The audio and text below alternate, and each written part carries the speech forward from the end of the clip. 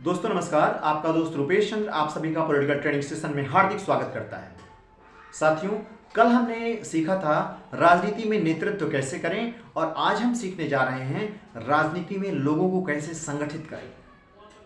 दोस्तों, लोगों को संगठित करना, अपने साथ जोड़ना एक आर्ट है, ये कला है। इसे सीखा जा सकता है और इसे कोई भी सीख सकता है। जी हाँ साथियों, दोस्तों आप जानते हैं, जैसा कि मैं पहले भी कई बार बता चुका हूं कि राजनीति का मतलब होता है अपनी बात मनवाना, और अपनी बात मनवाने के लिए आपके पास ताकत होनी चाहिए, और ताकत लोगों के जुड़ने से बढ़ती है।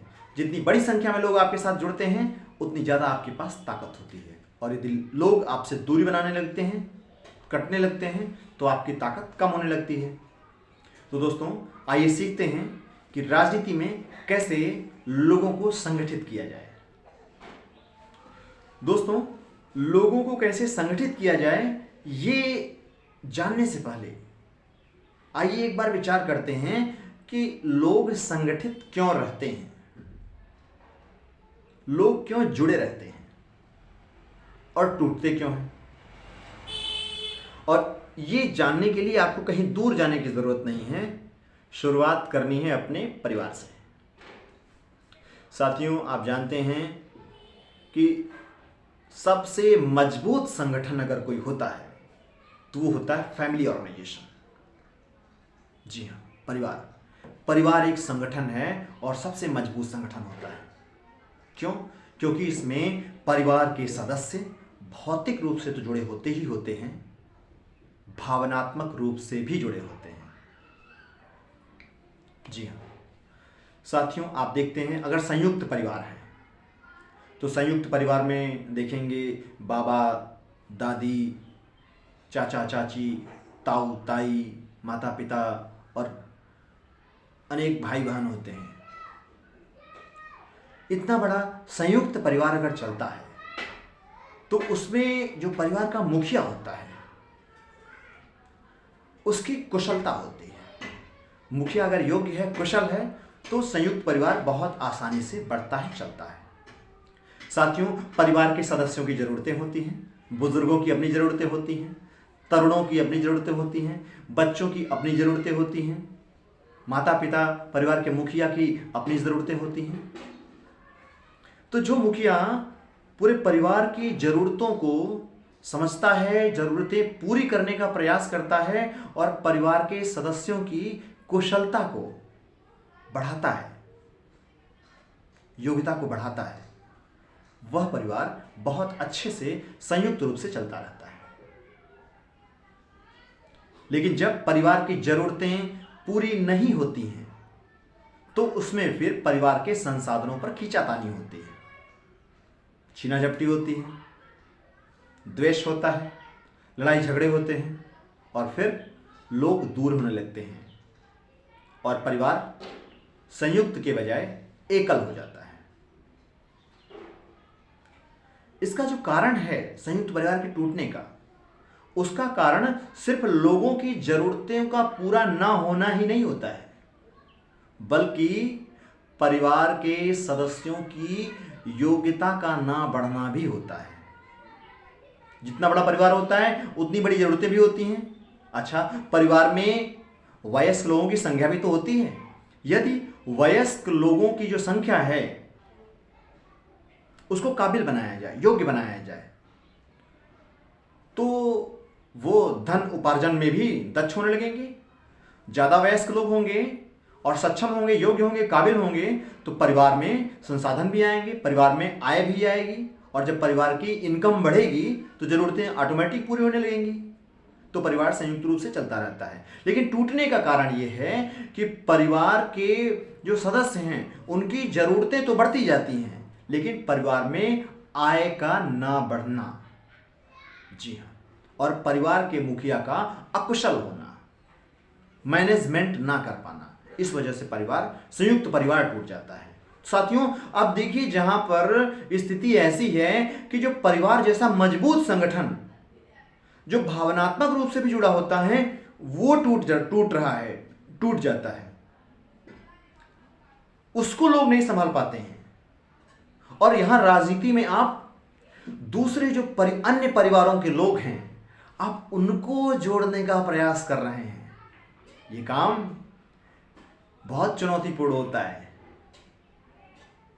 जी हाँ दोस्तों, और ये काम जो करने वालों की तादाद होती है ना, सिर्फ 1% होती है, क्योंकि 99% लोग तो अपना परिवार नहीं संभाल पा रहे हैं, अपने परिवार को जुड़ा नहीं रख पा रहे हैं।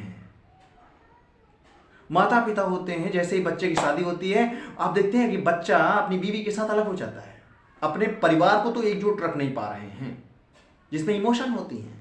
और यहां पर आप एक ऐसे ऑर्गेनाइजेशन को खड़ा करने जा रहे हैं जिसमें अभी कोई इमोशन नहीं है। तो दोस्तों, ये एक बहुत ही चुनौतीपूर्ण काम है और ये एक आर्ट है। इसे करने के लिए आपको परिवार के एक मुखिया की भांति अपने ऑर्गेनाइजेशन को चलाना होगा, अपनी टीम को बढ़ाना होगा, मजबूत करना होगा।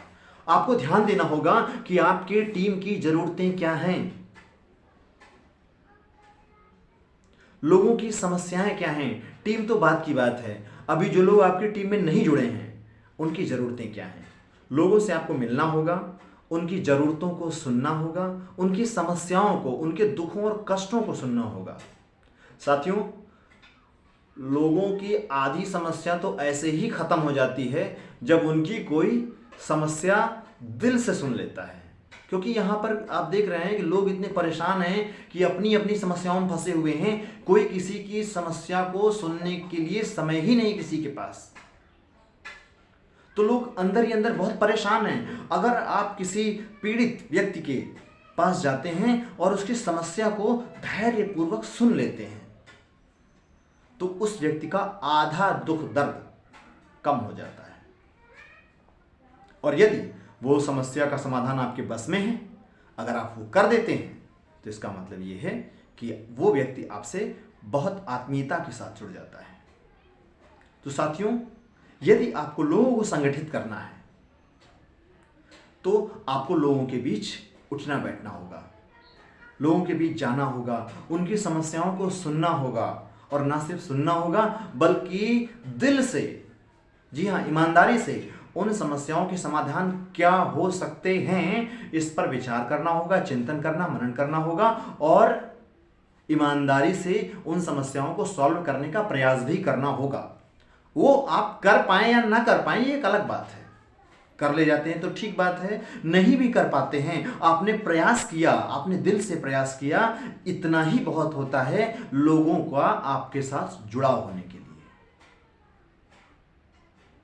तो दोस्तों, लोगों को कैसे संगठित करें, ये तो बात की बात आती है और ये करना नहीं पड़ता है, लोग अपने आप संगठित हो जाते हैं। तो इसके बारे में आपको ज़्यादा ध्यान देने की ज़रूरत नहीं कि लोगों को कैसे संगठित करें। आपको ये देखना है कि लोगों की क्या समस्याएं हैं। और ध्यान रहे दोस्तों, इसके लिए आपको कहीं ज़्यादा दूर जाने की ज़रूरत नहीं है। अपने आसपास नज़र दौड़ाएंगे, लोगों के पास बैठेंगे तो पता चलेगा।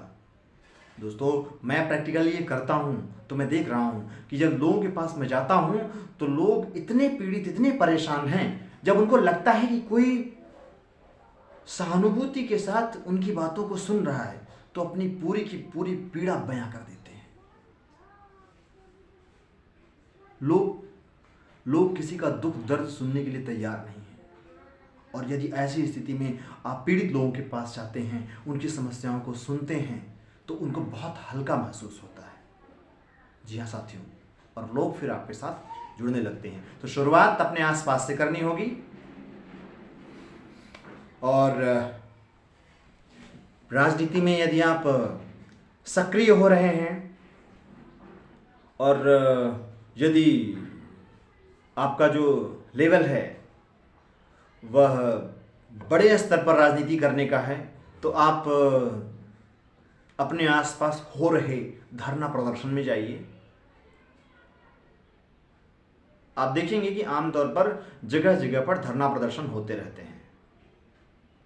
आप अगर लखनऊ जाएंगे तो राजधानी लखनऊ में एक पार्क है, ये अंबेडकर चौराहे के पास, वहाँ पर आप देखेंगे कि आमतौर पर धरना प्रदर्शन होते रहते हैं। कभी शिक्षक धरना प्रदर्शन कर रहे हैं, कभी छात्र धरना प्रदर्शन कर रहे हैं, और कभी कचहरी के आसपास वकील धरना प्रदर्शन कर रहे हैं।